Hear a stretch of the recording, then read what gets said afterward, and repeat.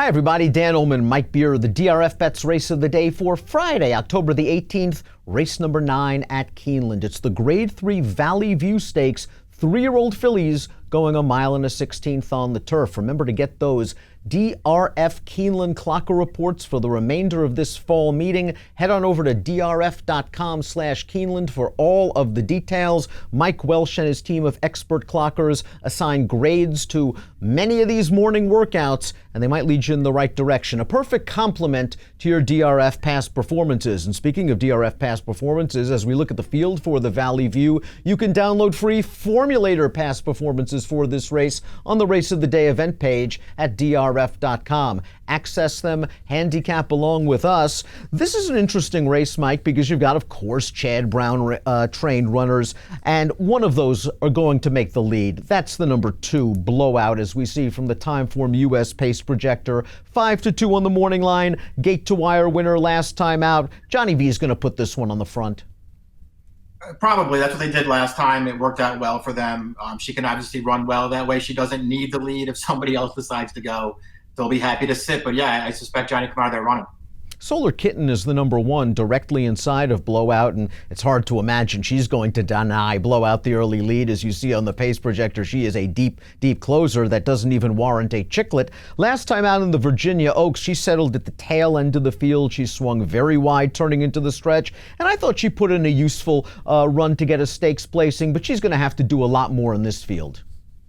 Yeah, I agree. They rode her pretty conservatively in the Virginia Oaks. She made a nice run into third. I suspect they'll ride her the same way in here. Blowout got great setups on the lead in both the Lake George and Lake Placid at Saratoga, but the horses she were facing were just simply better than her. Regal Glory and Varenka ran her down both occasions. Last time out on the Pebbles, she got the class relief she needed. She also got a nice easy pace again. Here's Blowout on the lead, and I like the way she spurts away from this field. John Velasquez now pushes the button. She gets away. She wins with an 89 Buyer's speed figure. The third finisher from this race came back to run second in the Sands Point with an 87. She's a logical contender if she gets an easy trip. Yeah, I mean, I agree. I just think she makes a lot of sense in this race. She's got the big connections. She's already, won a couple of stakes races. I don't think she's any kind of superstar, Dan, but she's pretty good, and her typical race is going to put her right there.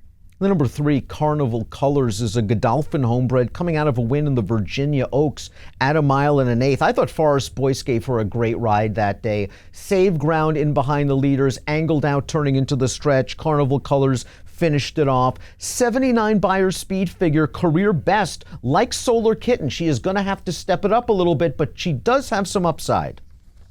Yeah, I mean, so far she's a little bit slow, but since they've come back this year as a 3-year-old, she's 2 for 3 on the turf. I thought she ran well in both of those races. Just because she has really good tactical speed, they just, they come out of there and get forward, then she's comfortable tracking paces. She can get a good trip in this race. I don't know if she's good enough, Dan, but she can get a good trip. Another horse with good tactical speed is the number 4, Winter Sunset, who earned graded stakes placings in 3 consecutive races earlier this year. They dropped her in class last time out in the Indiana Grand, and I like the way she relaxed off the pace, Mike, because she was kind of a forward presence in her earlier races. She was in between horses, settled comfortably, and once she got to the outside, she was too much. She has races on her card that indicate she could win a race like this, and now it's nice to know that she's tactical enough to adapt. Yeah, I kind of agree with that. She is not out of this by a long shot. She's got races that make her a big contender. And here I know that it was class relief, and that probably had everything to do with the win last time. But she still ran the race that she ran, and in her figure that's going to make her a contender in here.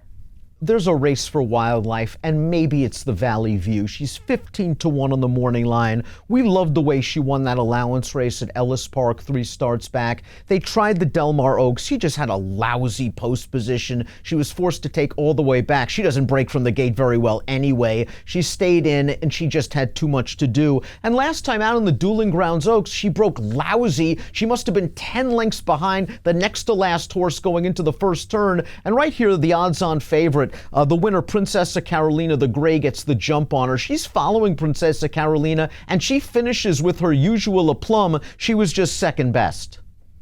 Yeah, I agree with that. I thought she ran fine in this race, but she was only second best to a pretty nice filly. Boy, there's really something there with her, Dan. She needs to break with the field, and she can't get totally outrun in this race, but she has a lot of talent. She does have a lot of talent. She's just going to need a little bit of pace and perhaps a better break. She's got to get out of the gate a little bit better. The 6 is Princess Cosway, who actually earned a pretty nice fig at Kentucky Downs last time out. I just wonder if she really loves Kentucky Downs. Both 2 of her 3 lifetime wins have come over that service, and she got a great trip as well. She saved ground. She's the number 2 horse, getting the split right now at the quarter pole, and there's just not any closing going on in this race. There really isn't. She got a great trip and ride in this race, but I still like the race that she ran, Dan. We'll see if she can back up the figure. I actually just, going back and looking at her race, I like all of her turf races. I think she's pretty good. 15-1 on the morning line. She's a horse you could certainly consider.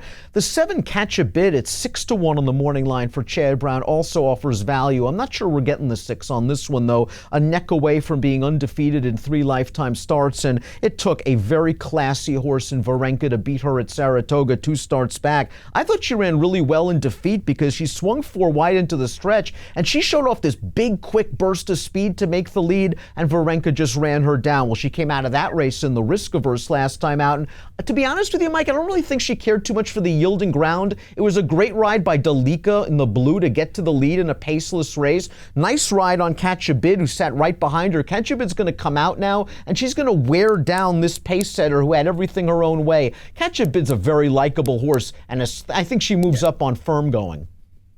Yeah, I think she does too, and boy, she's got a ton of upside too. I'm not way against this horse in this race, Dan.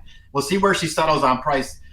The ride that she got last time probably made a lot of difference because the pace was slow, and being able to save ground like that really helped her. Her stablemate, who finished 4th in their new and improved, didn't get the same kind of trip, but she just came back with a big win in the Sands Point. This filly actually beat a nice field last time.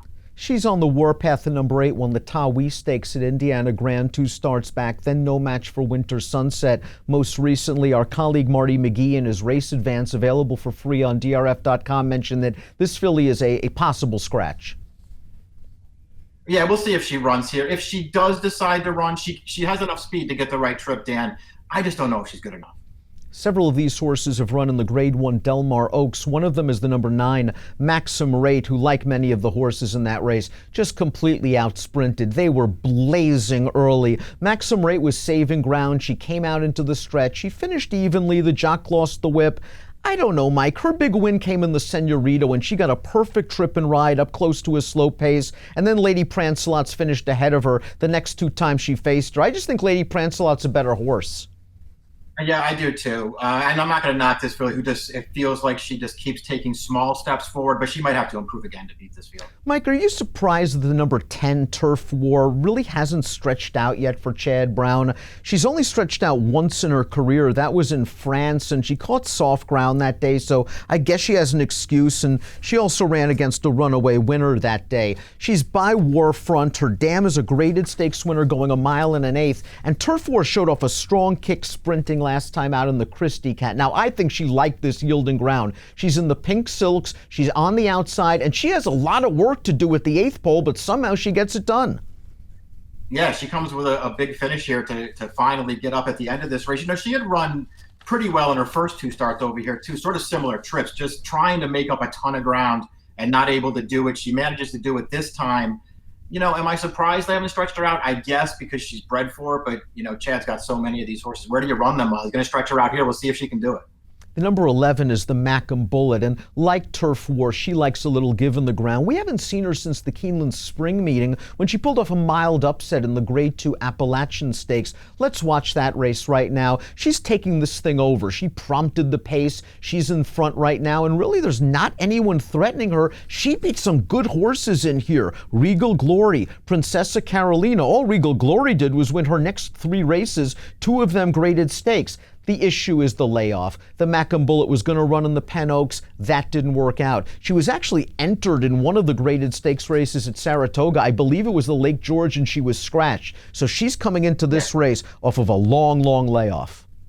Yeah, the layoff is a big concern, as is, I guess, post 11. We'll see what kind of trip she can get, but Dan, she has talent. She has tactical speed. She ran an 86 buyer in April. If she's improved during her downtime, she's a huge player in this race. I agree completely. And with that tactical speed, even though this post is no bargain, I think Tyler can get aggressive with her and find a good forward spot, either second and third going into the first turn, without losing too much ground. Lady Prancelot is the number 12, and she was entered in the Queen Elizabeth II Stakes last week. That race probably just a little bit too tough for her. She came running in the Del Mar Oaks to finish third. She did get pace help that day, but she was behind Cambier Park in a very sharp effort. Last time out in the Jockey Club Oaks, A, distance way too far for her, I believe, and B, she just didn't get a setup.